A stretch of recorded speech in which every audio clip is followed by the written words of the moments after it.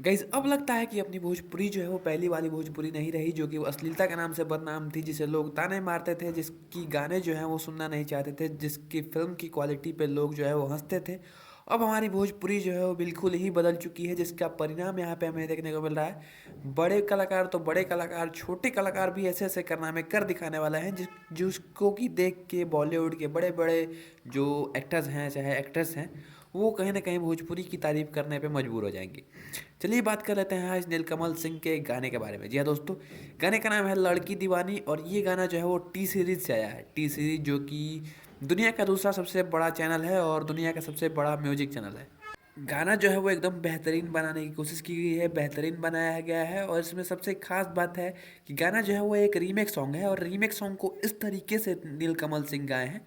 नीलकमल सिंह की आवाज़ का तो आपको पता ही होगा कि भोजपुरी में पवन सिंह के बाद अगर किसी की आवाज़ पसंद की जाती है तो वो कहीं ना कहीं नीलकमल सिंह और रितेश पांडे हैं। और नीलकमल सिंह अपनी आवाज़ में चाहे रोमांटिक सॉन्ग गा दे चाहे सैड सॉन्ग गा दे, ऑडियंस को एकदम अच्छा लगता है और कहीं ना कहीं इस गाने के साथ भी वही हुआ है। ऑडियंस को ये गाना काफ़ी ज़्यादा पसंद आ रहा है। सबसे पहले बात कर लेते हैं इस गाने के वीडियो के बारे में। तो भैया जो वीडियो होने वाला है, शुरुआत इस वीडियो की जो है वो हॉलीवुड टाइप की होने वाली है, जो इसमें कैमरा का एंगल है चाहे क्वालिटी है, बेहतरीन क्वालिटी है। 4K क्वालिटी का वीडियो आपको यहाँ पे देखने को मिल जाएगा।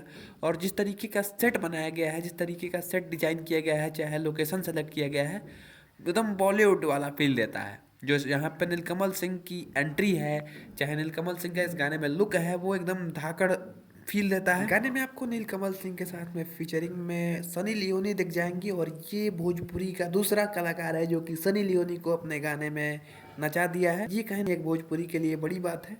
खैर गाना जो है वो एकदम बेहतरीन डिजाइन किया गया है। जो इसमें नीलकमल सिंह की आवाज़ है, चाहे जो गाने का लिरिक्स है, गाने का म्यूज़िक है, वो एकदम गाने के सही हिसाब से सूटेबल बनाया गया है। और ये भोजपुरी वालों को सीखने की ज़रूरत है कि इस तरीके के भी गाने बनाए जा सकते हैं। जो जो कलाकार आजकल भी चोली ढोंडी का सहारा लेके अपने गाने को हिट कर रहे हैं, उनके लिए सीखने की ज़रूरत है। और यहाँ पे इस गाने में जो खर्चा किया गया है, जो सेट बनाया गया है, जो क्वालिटी का यूज़ किया गया है, इतने में तो भैया भोजपुरी की 5 फिल्में बन जाती। लेकिन नीलकमल सिंह बड़ा एक्शन लिए हैं, बड़ा कदम उठाए हैं और कहीं ना कहीं अपनी भोजपुरी को आगे ले जाने में या फिर भोजपुरी को रिप्रेजेंट करने में एक बड़ा कदम है ये नीलकमल सिंह का।